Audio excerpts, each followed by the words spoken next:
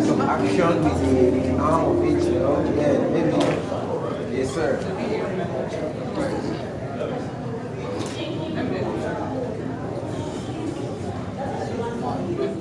All right, so today with me is the veteran, Nollywood actor, filmmaker, producer,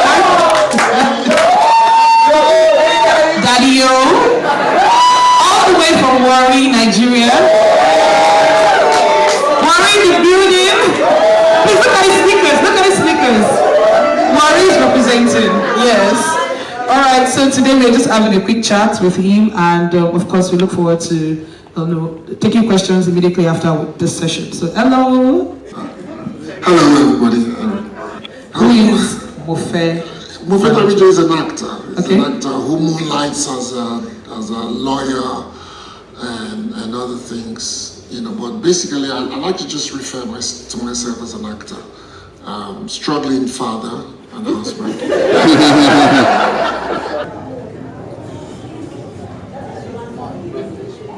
Awesome. All right. So I have a few questions, of course, to ask. And for a lot of people, they don't know that you worked in the government, and of course, we all see you on the screens and all. So how has it been from acting to politics? Why did you make that move? The move found me. I didn't set out to work to do politics. I was running a show called Made in Warri, which was basically at the time to help find talents from my little village where I come from, Warri. And in the process of doing that, the government at the time thought it was really good that the image of my state and my town needed to be laundered. And I was already doing that as a private individual, and it was on the strength of that I was invited into government to continue that on a larger scale, which I did. And in the process of that, I created lots of talent shows and created an environment where filming in Asaba became something, you know, to do. Provided, you know how it is where we're always looking for an enabling environment. We even got government to make sure that the streets and security was better, had hotels give people deals, filmmakers deals that they couldn't ordinarily get if they walked in through the doors of the road. And it has carried on, and Asaba has become like the film capital of Nigeria. So for those who don't know, Nollywood has levels, you know, and Asaba is like the real boiling and cooking pot now for Nollywood films, because what used to go straight on to DVDs or VCDs now goes straight to YouTube and TV stations now. And those productions are mostly done in Asaba. Nice, nice. A round of applause, please.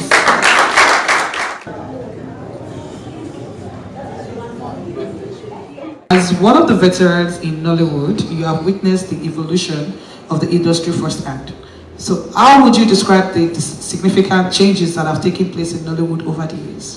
I think Stella was very succinct when she said, from the point when you decide to start telling your stories, you know, with global standards in mind, then you make the switch. I think that I won't want to bore everybody with how we have evolved, but the stage where we are in now is taking the work a lot more seriously and applying global standards, because the world is shrunk now. There is a democratization of the space, and technology has drawn all of us into a small village. And so competition now is not, it's a level playing field. The technology has leveled the field. Nigerians can get the technology that is available. What is missing is, of course, better access to funding. And it's interesting. This is not an indictment, or this is not to draw Ijoma out, but Stella also again pointed out to the balance that is important. But here's what it is, Ijoma. People in the business aspect of show business cannot even begin to look at the creatives as if we don't care. My work is to create. Your work is to find the other state, the markets for it. And there is a point of convergence. Now, the beautiful thing is when we purely and truly converge, you begin to tell us certain things that we can do, just like what the streaming platforms are already doing to us. You know, somebody asked me earlier on, why haven't we had Castle and Castle season 3? And I said, we're waiting for Netflix to pay. Because the first 2, we did it as yeah. So if you guys really like, write to Netflix and tell them, please commission the 3rd season. So we need the stage that we're in now.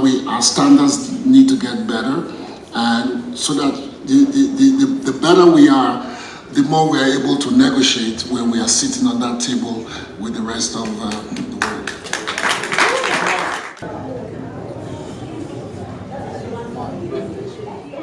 You were amongst the Nollywood players selected to join the Oscar Academy.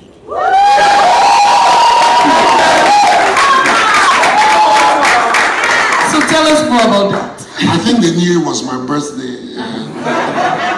It's my birthday in 6 days. I read about it. Well, I just kept hearing people saying congratulations because I didn't get an email, I didn't get anything. But like I said, when we dug into it, we actually found on their website, the authentic website, you know, the names, and I called Kunle Folayo and he said, I didn't get any email as well, but I think it's true, you know. And yeah, so that's a good thing. I never expect anything from the work I do. I just do my work.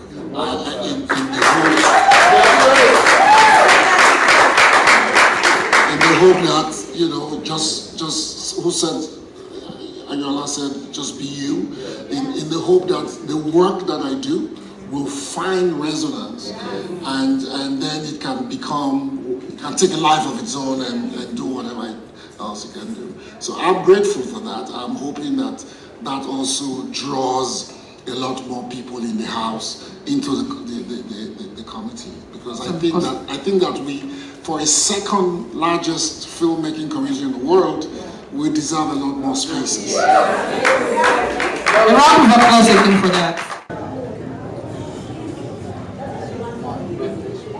So you recently shot your first feature film. In the new era. In the new era. So tell us more about it and the reason why we all need to see this movie. It's a very personal movie to me, and I won't do spoiler alert here. But for me, what the significant point or the highlight of this movie for me is in me diminishing and letting the younger ones just, you know, bubble to the top.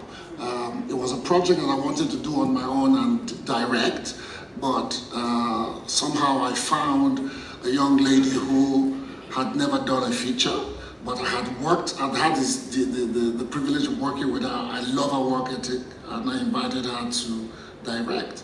And in the process as well, I invited 2 other young ladies to produce the entire movie. They say if you need something done, get a woman to do it. I'm a strong he for she. I was brought up by a very strong woman, and my elders, I had 2 elder sisters. My sister was supposed to be here today. I don't know if she's in the house. Oh. But anyway, she's very feisty. So Omomi met her yesterday, and Sean met her yesterday. They had some banga soup.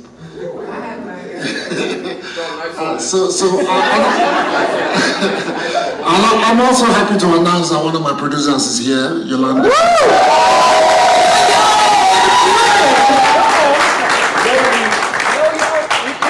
So you should see it because women made the movie.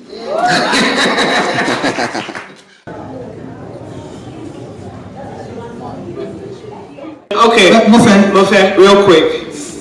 Because you are my namesake now, you don't let somebody hear one. Pass on the baton, sir. My question is very simple. First of all, it's an honor to be here. We've watched you, I've watched you. A lot of people. How high were you?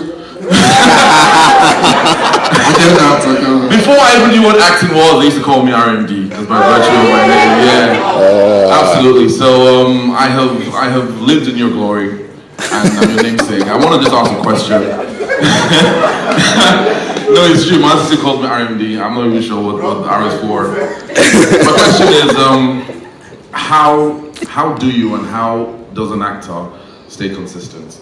Like, how do you transcend time and space? How do you transcend age and era? How is that possible? How have you done that? I think it's purely dedication to craft. I just love what I do. I'll give you a story. I was signed by CAA last year.